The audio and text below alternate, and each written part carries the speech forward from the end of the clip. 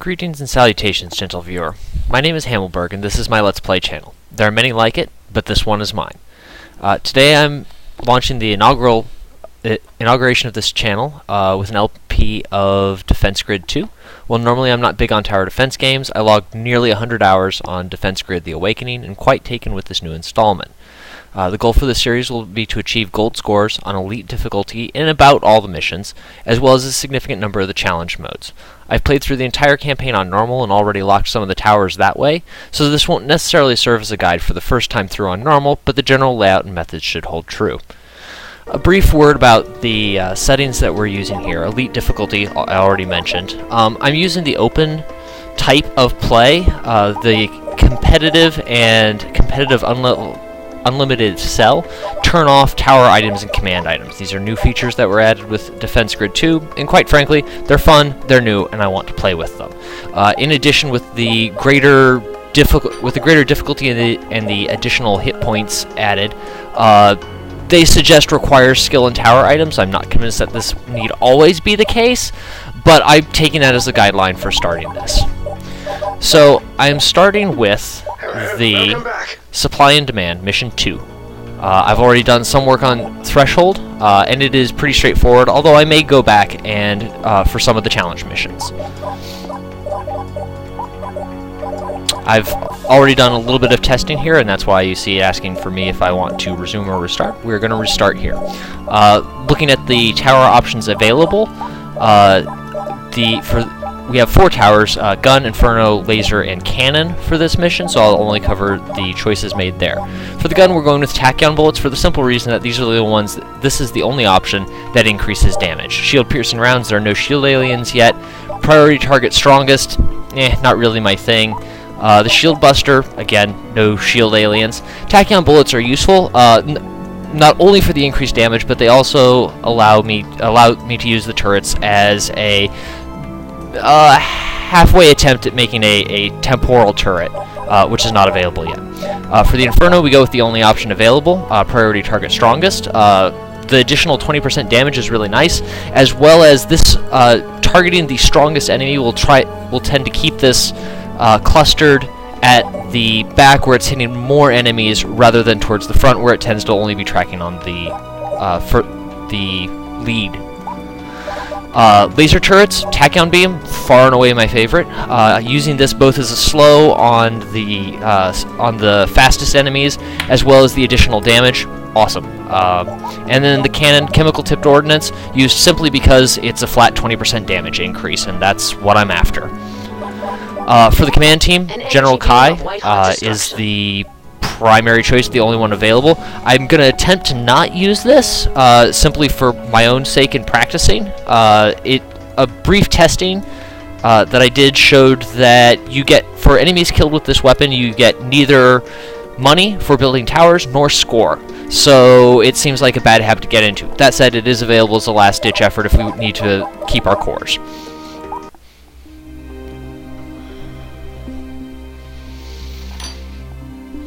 Shuttle landing in 5. This area appears to be clear of aliens, Commander, at least for now. So a brief word about structure is I tend to design my mazes in 2 different fashions. One's designed for Not picking up the distress signal anymore. I'm not going to try and talk over the AI. Perhaps we should send a response instead of waiting on our digital behinds. This is Advisor Zakara. Eliminate the aliens here. Then please find me, immediately. Who was that? Is that the distress beacon? And what aliens? Wait. Aliens inbound. There we go. The first kind of maze is usually one focused on a tight area, keeping the enemies within it and dealing lots of damage to them there. These tend to work best at the beginnings of mazes, where you can try and inflict damage on large concentrations of enemies. Area of effect turrets work extremely well there. I'm using the Inferno Tower here as a start for that kind of layout. The second kind are usually I will tend to use on the tail end of a map as a method of keeping the enemies moving through a long space of maze with long-range turrets, more or less to pick up stragglers. You'll see me use a lot more cannon turrets in the back end of the maze, simply for this reason. They have long range, they can hit over keep firing over a large area of ground, as well as, I should concentrate enough to not lose here, as well as they allow to pick off stragglers on their way out and back in, where the front half of the maze is going to be concentrated on doing lots of damage to groups of enemies. It is called a boost tower. It can block pathways, and yet you can still build towers on top of it. That could be useful. And, unfortunately, I also am detecting a new type of alien. Charges like a rhinoceros, but slows down dramatically in the turn. So let's make it turn. A lot. Building boost towers might help with that. I like the way you think, Kai. And Commander, I also have a laser tower available to help with all enemies of speed. You're welcome. Really nice to kill all these before they get back and we start having layers of enemies coming through to pick them up. We've now added this segment down here. This allows us to close off this gap and get the enemies routed through a longer maze.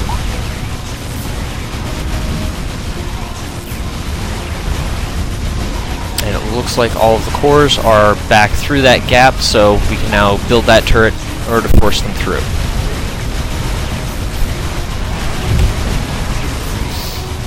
This would be a good spot for an Inferno turret right here because it has a linear attack path through here and a decent one through here that would allow for a lot of splashing. However, having the larger hit range across both bridges means I'm going to prioritize a cannon turret here. Again, this is an excellent spot for a cannon turret. Just looking at the range that it can hit, it's going to be useful pretty much through the entire back end of the map. So this is one that these two are ones going to be upgraded with fairly high priority.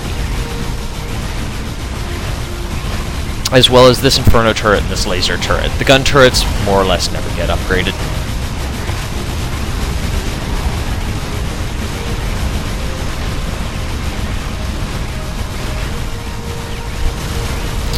And I think I'm going to populate the back half here pretty heavily with cannon turrets, as I said, sort of in my initial launch.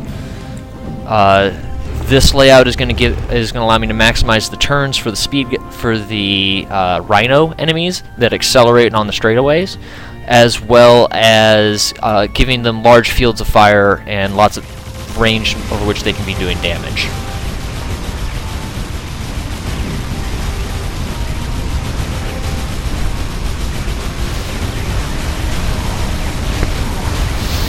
So at this stage, with the basic core of the maze laid out, now I'm going to start saving money for upgrading key turrets. I suspect this laser is going to be one of them, as it's providing both the slow, substantial damage as well as a long burn on most enemies. And there we go. I'm going to wait till most of the enemies are through here before taking the time to upgrade it. That's probably good enough. And it looks like we're picking them off most of the way as they're getting through. It's going to be a little bit tight on the back side here, but I think we'll be okay. We do also have the opportunity, which I think I'm going to take advantage to build a boost, and I'm going to stick another laser turret here, primarily for the slow effect.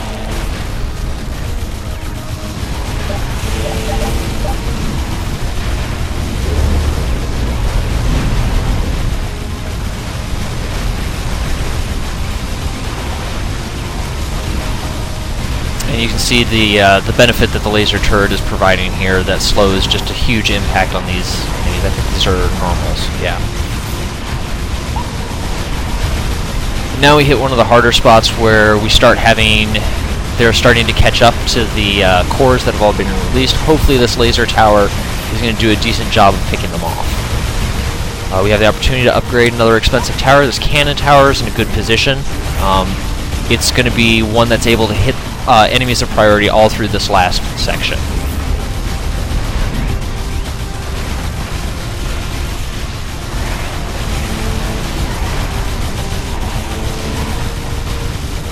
And there we've got a substantial amount of stuff done.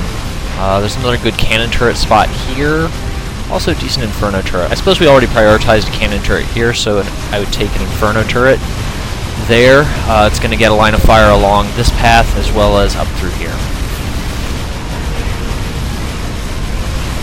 I should honestly probably be accelerating time at this stage in order to save, well, boredom, but I just want to make sure that everything is working and that we're hitting our upgrades. I'm a little bit worried about this cluster right here, and we're probably going to have to back up and figure out how to deal with this one.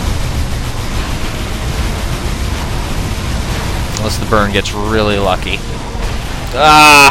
One gets away. Okay, backing up a step. So we're going to stick the Inferno turret down early. That's one we already kind of had decided upon. As that's going to be getting a lot of effect through this opening stage here. We should look for the opportunity to stick relevant towers. I think another laser tower here, just for the slow effect in this region. A little bit of slow goes a long way here.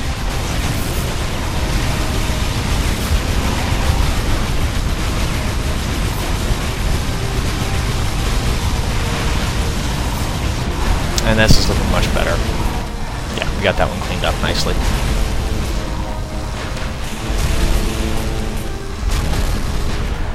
I think I would like to upgrade this turret.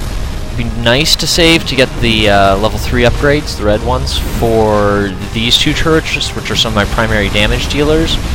But right now, getting the overall structure and sort of diffuse damage dealing back end built up is what I'm attempting to prioritize. We should be able to kill these before these guys become a serious issue, especially as the cannon turrets will be picking off the lead ones.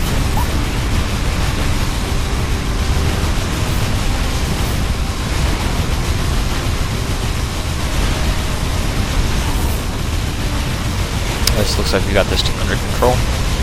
So I'm going to speed up, pool a little bit of money.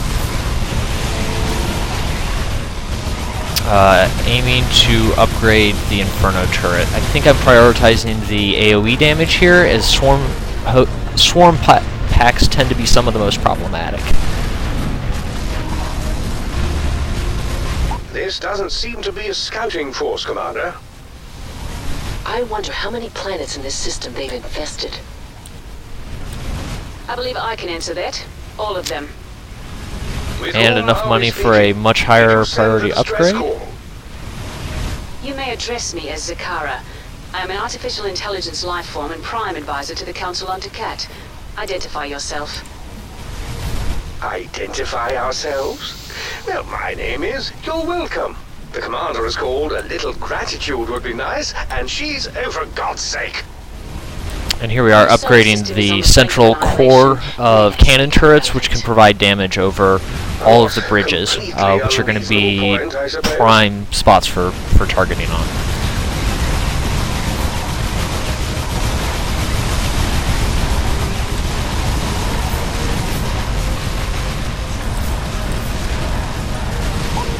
Nice to get enough money to upgrade this one while it's out of offline, as it were. But it didn't get there. I think the maze is working fine, so we should be able to just wait that out.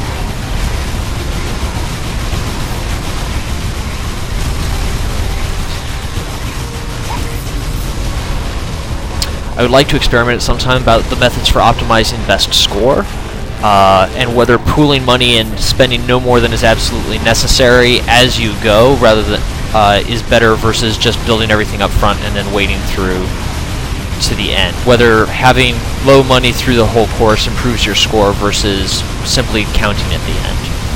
I don't know the answer to that.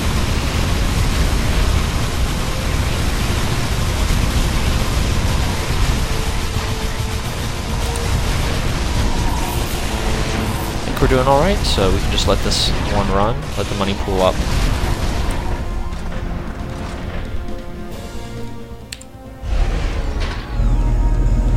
Spend some of it.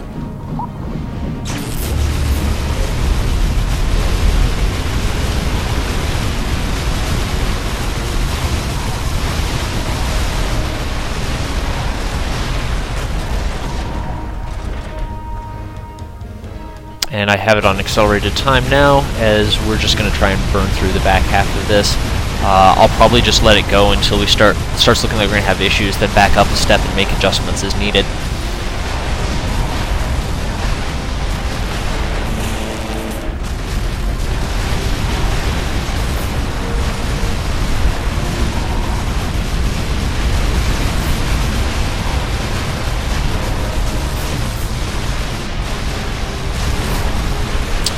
I suppose, given our layout, putting a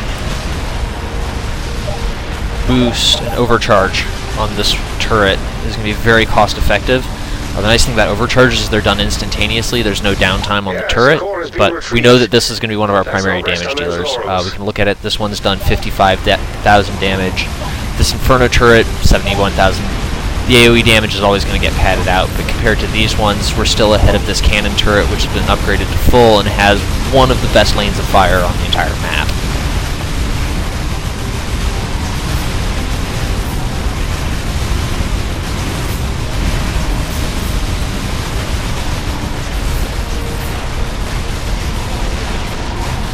This is actually working really well. We may be able to probably have to upgrade a little bit more, but we'll see just how much.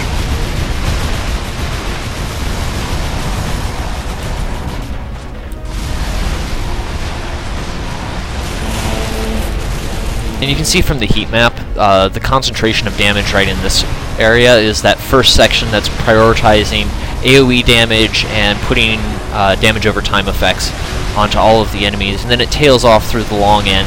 Well, the cannons are still doing very significant work. They're picking off a lot what has been softened up by the early section of the map.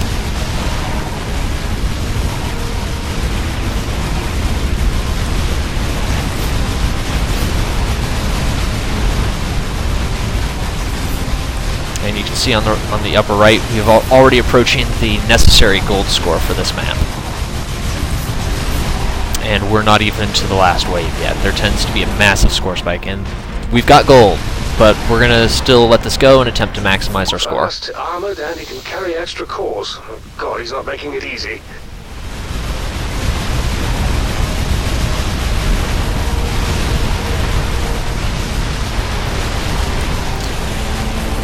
So they're getting through, but at low health. They're going to come back, and at this point, since it's the last wave, we don't need to worry about them delivering it so far back before we kill them that fresh health ones are going to be picking them up. So I think looks like we may be good on this.